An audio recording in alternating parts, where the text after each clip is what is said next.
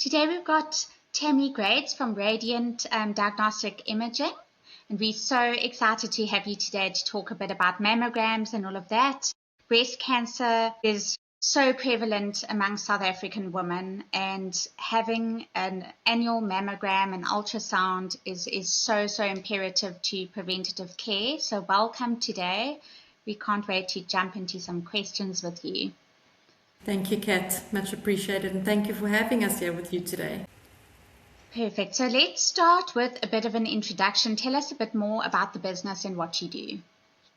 All right, as Kat has introduced me, my name's Tammy and I represent Radhiant Diagnostic Imaging. We're a diagnostic imaging provider focused specifically on breast health. We offer the high-quality mobile mammogram services across South Africa. Our mission is to make early detection more accessible and more affordable, while creating a supportive, comfortable environment for every woman who walks through our doors.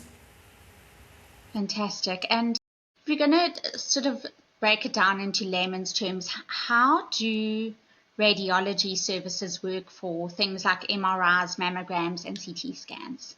All right, so before we touch on that, Kat, I just want to make mention that we focus purely on mammograms. We don't offer the ultrasound as well, and we don't offer general x-rays as yet, and the CT and MRIs.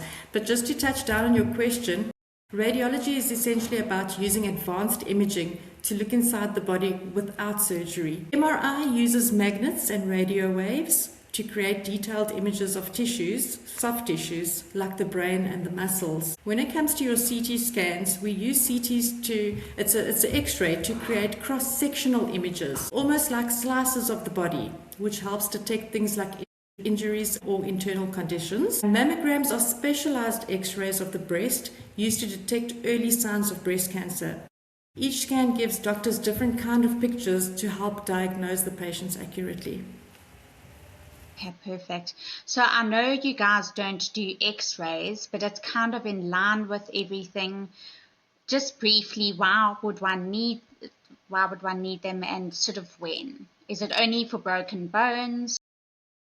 All right, Kat, so x-rays are one of the most common and quick diagnostic tools. They're typically used when there's a suspected fracture, a chest infection, a dental issue, or even joint pain. So if you've had a fall or persistent cough or an unexplained pain, your doctor may request an x-ray to get a clearer picture of what is actually going on. And another question is sort of, what are the biggest misconceptions do you find in radiology in general? There's a lot, Kat, but the ones that I want to touch down on, one of the biggest misconceptions is that all scans expose you to harmful levels of radiation. However, in reality, most imaging uses a very low, controlled dose, and some, like MRI, use no radiation at all. Another misconception is that scans are only needed when something is wrong. However, when it comes to screening, like mammograms, especially for conditions like breast cancer, say those are important once a year, at least once every 2 years from the age of 40 and above, unless there's a family history, because early detection can save your life. And we can detect issues long before symptoms actually appear. So people say they'll wait until they have a lump or they feel a lump. By the time they felt that lump, the cancer's already spreading in their body, could be. Okay, perfect. So along those lines, what would you say are the benefits of 3D mammograms? 3D mammograms, they're also known as tomosynthesis. So the tomosynthesis provides a more detailed, layered view of the breast tissue. This improves early detection and reduces the chances of false positives. It's especially beneficial for women with dense breast tissue, where traditional mammograms might miss something. That makes a lot of sense. And just to sort of discuss again the prevalence of breast cancer, especially among South African women. We've got a lot of stats for the UK and America, which doesn't really help us. But do you have any stats for South Africa in particular, and what demographics are most at risk? So breast cancer is one of the most common cancers affecting women in South Africa, with approximately 1 in 27 women at risk in their lifetime. It's more common in women over the ages of 40. However, younger women can also be affected. And a few of the risk factors include family history, lifestyle factors, and hormonal influences. That's why we don't wait for cancer. We look for it early. And are there any demographics that are particularly at risk? Kat, it's much of a muchness. It varies. I haven't really touched down into the stats of that, and I actually should. Perfect. Okay, so let's unpack breast cancer a bit, the genetic component and the causal associations. All right, so genetic can play a role, but most breast cancer cases are not purely genetic. Lifestyle factors such as diet, alcohol consumption, lack of exercise, and obesity can also contribute. It's usually a combination of genetic and environmental factors rather than one single cause. Let's chat a bit about bone densimetry. I don't know if I've said that right. I think I actually have said it wrong. I know you guys don't offer that, but it's also part of radiology. Correct. So it's bone densitometry. You did say it almost quite correct. Also known as a DEXA scan. That's a capital DEXA, DEXA scan. That measures the bone density and helps detect conditions like osteoporosis. It's simple, quick, and non-invasive. It's especially important for women as they age because bone density naturally decreases over time. Yes, it does. There's a real risk of that, especially, I think today a lot of people don't realize, but all of these Ozempic and dietary things are actually, it's a secondary sort of outcome of taking those, is that you might lose the weight, but you're also losing muscle and you're also losing bone density, which 100%. is even harder than muscle to get back. Yeah, correct. Very dangerous. Okay, so let's chat a bit about what can we do as women as we age to look after our bones. So weight would definitely be one of them, and diet. Yes, so we need to maintain a bone health. Includes a lot of calcium and vitamin D. And then, like you were saying, engage in weight-bearing exercises like walking or strength training, and avoid smoking or excessive alcohol. Regular screening is also important, especially after menopause. Especially after menopause. Okay, that's really interesting. Okay. Let's chat about how you calm the fears of patients, especially those with claustrophobia or fears around the procedure, because it can be very daunting. It's like going for a pap smear, sometimes it's the last thing you feel like doing, and it is quite, yeah. Yes. So, Yes, so how do you make it less fearful? Yeah, it's not the most comfortable. Not at all. So our patient comfort is one of our top priorities. Our mammographer will take time to explain the procedure, answer any questions, and reassure the patients of every step of the way. For claustrophobic patients, we offer support techniques, sometimes a shorter scan option, and a calming environment. Just knowing what to expect often reduces anxiety significantly. However, I have been for an MRI scan, so I can speak from experience. I'm very claustrophobic, and they do offer sedation, a very light sedation that you can have, and I promise you that it helped me so much. I just want to also bring in the fact I get a lot of questions about pain levels with mammograms and pap smears, and I think a lot of people are scared of that. I mean, in my opinion, and it's difficult to say across the board because it depends on the size of your breast as well. I've got very small boobs, and so they really have to squish me to get anything. And I would say that it is uncomfortable. The worst thing I could say is that it's uncomfortable. Years ago, you would hear that they would compress so hard and stuff like that. But obviously, as time has gone by and the machineries, like now we're on the 3D, the tomosynthesis. So that compression, it's basically just a few seconds It's of manageable. It is manageable. It is not excruciating pain, as years ago they used to say it was. And, our parents carry that on into the next generation. But uncomfort is the word that I would. And we do a lot of surveys with our patients, to get the feedback.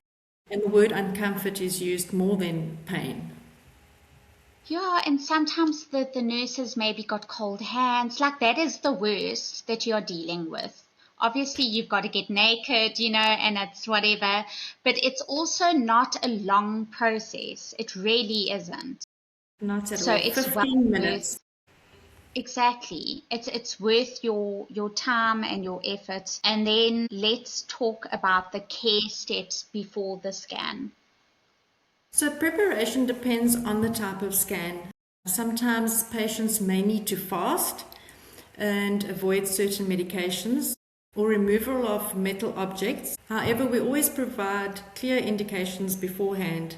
The most important thing is to communicate openly with your healthcare provider and ask questions if you're unsure. So for mammograms, we suggest that they don't put on any deodorants or roll-ons or etc., etc. However, if a person has, we do have wet wipes and we do have everything that we need, for them just to wipe it off. But each scan is different. Yeah, that makes sense. And then also, I wanted to ask you in terms of how often. So obviously when someone is younger, they don't have to go as often as someone in their late 30s, 40s, 50s. So what are the correct, how often should you go depending on your age? Well, what they're suggesting is that from the age of 40, you have it at least every 2 years. Of course, if there's a family history or, reason for concern, then more often. Just to bring up a few of the medical aids and how they work, Discovery covers the mammogram out of a preventative benefit, not out of your day-to-day or savings, from the age of 35, and they do that every 2 years. And then we've got GEMS that offers a mammogram from the age of 40, and they offer that out of the preventative benefit yearly. It depends, like I said, each medical aid. And then, however, they do suggest that under the age of 35, you don't have a mammogram. They purely prefer doing an ultrasound for some reason. Okay. And also, generally, your gynecologist, if you are going for a pap smear and that, will do a manual check as well. That's correct. That should happen too. So, okay, great. So let's chat about why access, affordability, and quality is so important in healthcare. I think this is such an important thing to discuss. Absolutely. Kat, and there we're going to say it again, early detection saves lives, but only if people can actually access the service. If healthcare is too expensive or too far away, people delay screening.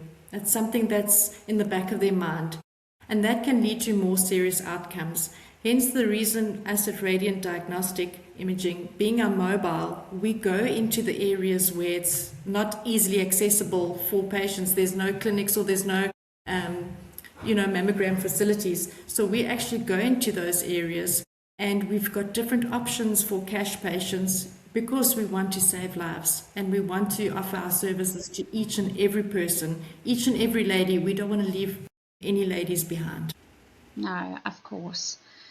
Okay, fantastic. So I wanted to know, are there any maybe upcoming events or workshops or collabs or anything that the public can look out for? And then also, if someone's watching this and they want to get in contact, they want to know, are you coming to my area or how do I get hold of you? What are the contact details? Great. So yes, we are actively involved in corporate wellness days, breast cancer awareness campaigns and community outreach programs across the country. We also collaborate with healthcare providers and organizations to promote early detection and education. What we do is we are involved with a lot of corporates. We did an outreach to all the schools across the country because the teachers can't just leave the premises. And another thing is you're taking off like a half day or full day, then you've got to make a mammogram appointment. You need to take a referral letter with you. So if I can just touch down on how we work, if that's all right with you, Kat, we don't need a referral letter. And we'll book at a school or at a corporate company. We'll go there. Each lady will book a 15-minute slot, and the mammogram results are then sent a few days later to both the patient as well as the doctor of their choice. So that's good to know. So in Women's Month is crazy. So if anybody wants to book our mobile unit for Women's Month, please, I do suggest Women's Month and Breast Cancer Awareness Month, that being August and October. Please give us a call. You can reach us via our website, www.rdisa.co.za, or on our social media platforms, Facebook, Instagram, and LinkedIn.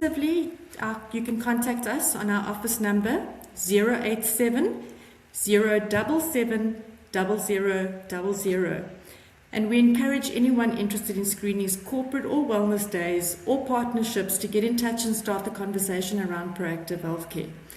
Breast cancer doesn't wait, and neither should you. And early detection isn't a suggestion, it's your best chance. So book that mammogram today.